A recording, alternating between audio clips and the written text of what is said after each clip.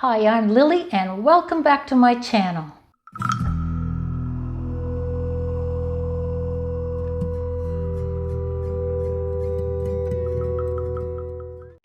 One of the things I really enjoy about living in Toronto is that we have the biggest film festival in the world, TIFF, Toronto International Film Festival, and that's coming up, as a matter of fact, very soon, September the 10th, for 10 days.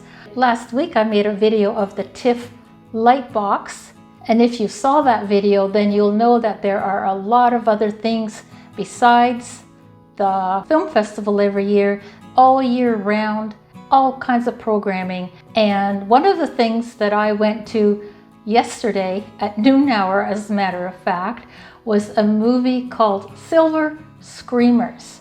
It's a documentary about a group of seniors who made this horror film called The Rug. So after the documentary was shown, some of the actors came on stage. They were asked all kinds of interesting questions. Then there was a Q&A, which I did not film. Then there was a meet and greet afterwards. So here now is a bit of that interview. And if you get a chance to go and see this movie, especially if you're a senior, I think you'll get a big kick out of it. Here, I want to take it back first to when you first heard about Sean's project. So this is a question for the participants. Can you tell me, I mean, we do see a little bit about this in the documentary, but can you tell me about how the opportunity arrived at each of your doorsteps? Maybe we'll start over here with Diane first. Hi. Working? No, good. The email came into my inbox the morning my husband had passed away. And I thought, it's a sign. I'm going to do it. So that's what I did.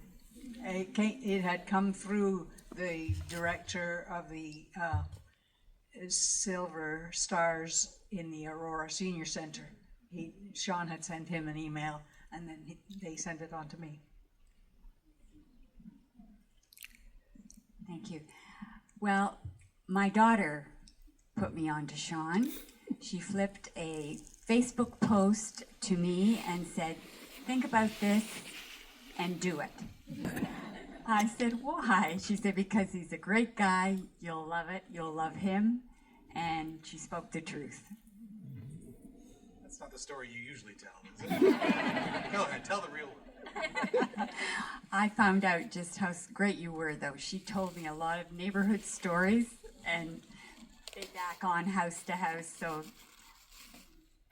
that's your story. Okay. I first met Sean at one of his movie documentaries, The Long Rider, and we became friends on Facebook, and 2 years later he called me up, you want to be in a movie? I remember going home, I'm going to be yeah, sure, no one would believe me, right? And I want to ask you, Sean, about something that I don't think that you really went into in the documentary, and it's about casting Jane Eastwood in this. So I wanted to know how she got involved, and maybe you can speak a bit about how she became your Edna.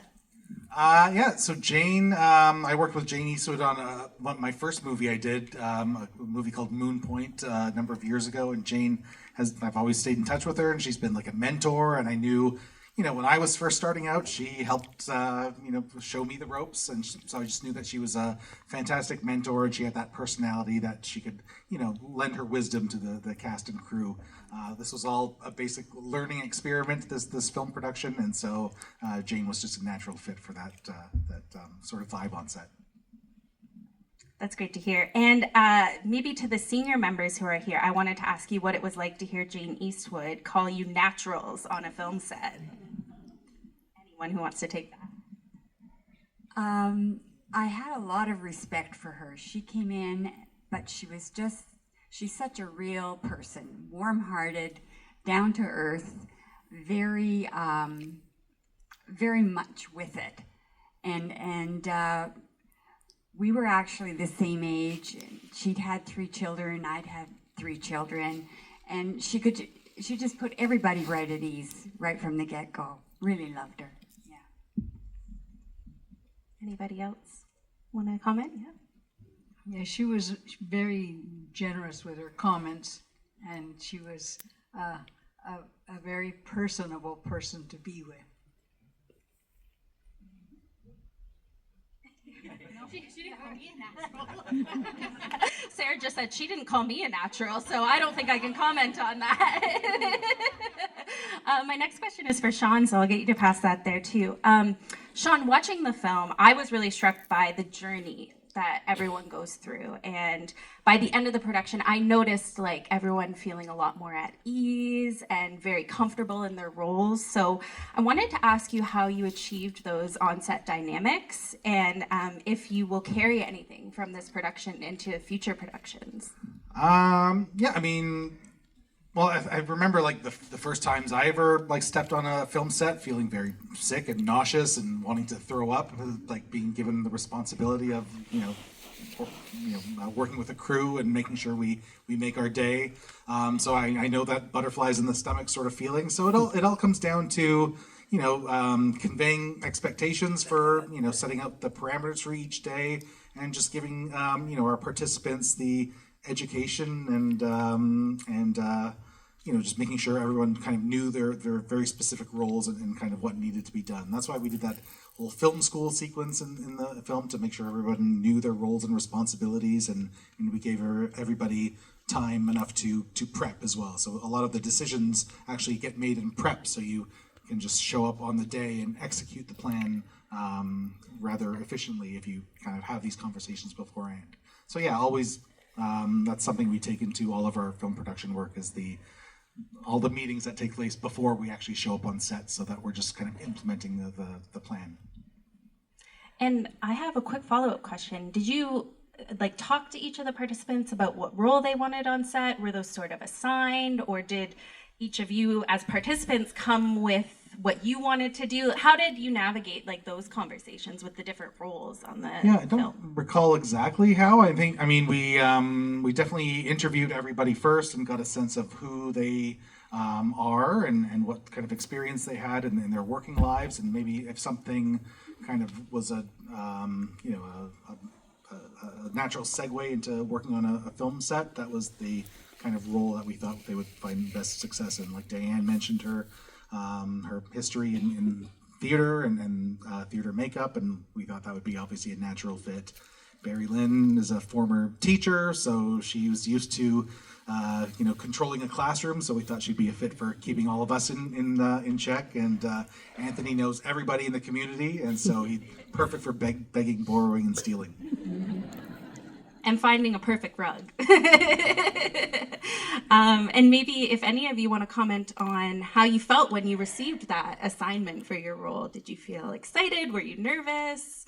Did it feel natural for you or unnatural? Any sort of emotions that came up for you? Yeah, it was quite natural, since I know a lot of people in the town and looking for all the items. I guess the hardest was finding the steering wheel. Had a lot of fun of getting the props and speaking to people in the town. And I found Sean put everybody at ease. That was one of the main things, and why I think it all eventually gelled. We were really, really comfortable and very giving staff. All of the people that mentored us were just very, very knowledgeable and very giving of themselves and their time. Thank you. And actually that brings me to my next question very well, which is about the mentor role on set. And Sarah, I was very touched by your relationship with Diane in the film. And I find it's really rare to see these forms of positive intergenerational exchange on film. And you both appear to have learned a lot from each other and really connected on set. So Sarah, can you just talk about your expectations going into this? And did it live up to those expectations? So, I actually didn't have any expectations or come in with a game plan or anything kind of going into this.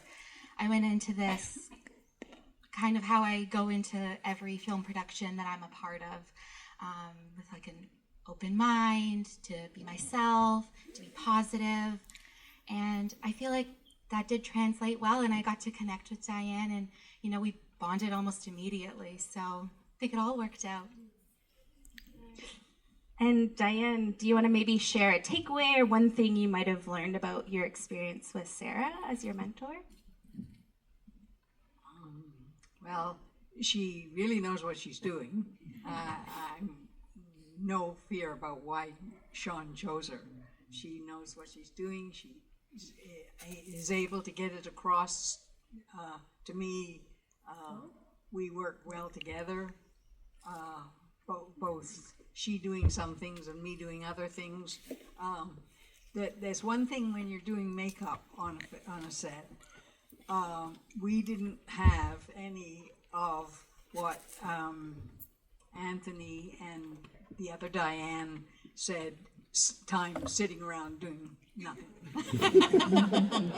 We didn't have any of that because there was always somebody to fix up, the next person to do, the different people who did the killing scenes at the end to do their makeup too.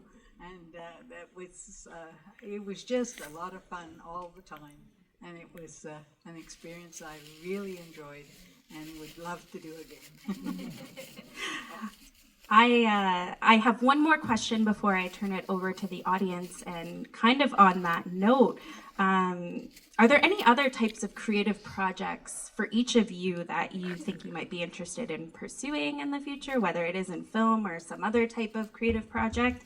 And would you approach it any differently now that you've had this experience? So Sean and I were talking backstage. Maybe I can get you to start us off while everyone else thinks about it. Yeah, I mean, we've been kicking around the idea of doing more of these sort of productions, and I would love to take this group and make an action movie with them next time. I think Anthony has volunteered to jump out of a window. Mary Lynn doesn't mind getting, rolling over a car, that sort of thing. So yeah, we're looking for, and if anyone out there considers themselves an action star, maybe reach out to me, or let's hang out in the lobby afterwards. I'd love to get your number. It'd be great. And what about the rest of you? Are you interested in more films? It seems like Sean's already signed you up for it, but... Oh, for sure. Yeah, more film. And, Diane's into the play, so she got me in my first play, so that was kind of cool. As an actor? Or... Yeah, I did have an acting part. Love that. At the senior center. Yes, at the senior center. I did the directing of all the shows all the skits that they had in their show that they do twice a year. And it was a lot of fun. It was a lot of work. And I said to them for this time that I'd like to perhaps have only 2 of the skits and be in one as well. So that's what we're doing. Anyway, actually they're meeting this morning to discuss it. But now that I got the mic, what I was going to say was, you asked what I had done. Apart from that, I'm also in improv, and that's something I absolutely love doing, because you don't have to spend hours and hours and hours learning lines. You just have to come out with the lines that you've got, and it's a lot of fun. So I'm doing that, and I'm going back to doing some watercolor that I used to do. So, thank you. And Mary Lynn, anything for you on the horizon? No, but I am convinced that Sean turned all of us around on how we feel about horror movies. And if he can do that, I'm up for anything. Sounds like a lot of fun. I would like to turn it over to the audience for questions. So we do have mics in the audience. Please raise. Let me just end off on a question for everyone here. So The Rug has now screened at various film festivals. Somebody mentioned Toronto After Dark, but also Calgary Underground Film Festival, and even at a screening in the US at Fantastic Fest. So I wanted to ask, maybe we'll start with Anthony and then come Barry Lynn and Diane. What do your friends and family think of your success on the international film circuit? Well, I think they love it, yeah. They came to watch the premiere, and yeah, they're quite surprised.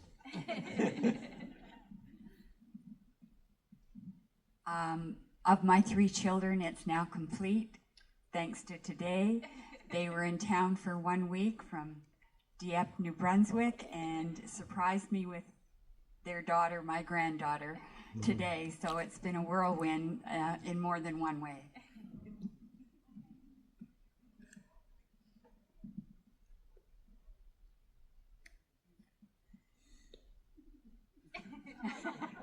Any feedback from your friends who have said? Everybody I know has been to see it, and my family's surprised, and then again not surprised. They didn't know that I would go and do it, but when I did, they were happy with the fact that I did.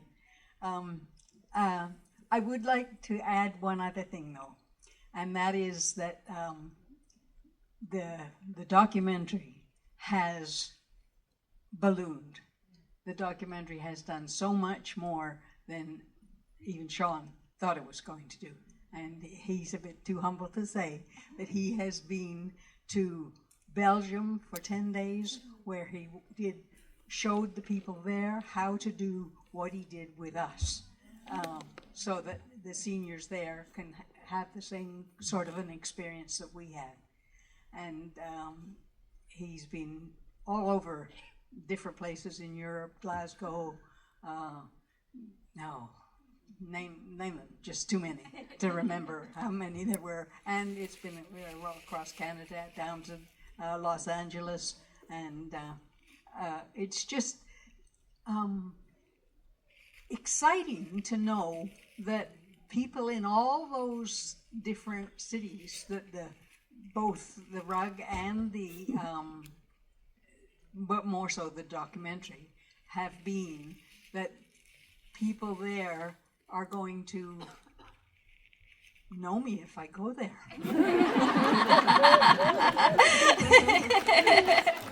Well, we are so happy to be a part of that and showing it here today. So I just want to say thank you to Sean, to Diane, thank you to Anthony, thank you to Barry Lynn and Sarah. Thank you so much for joining us. We're going to have the group be out in the lobby. So if you would like to come chat more, please feel free to do so. And we can't wait to see what you all do next. So everyone join me in thanking them.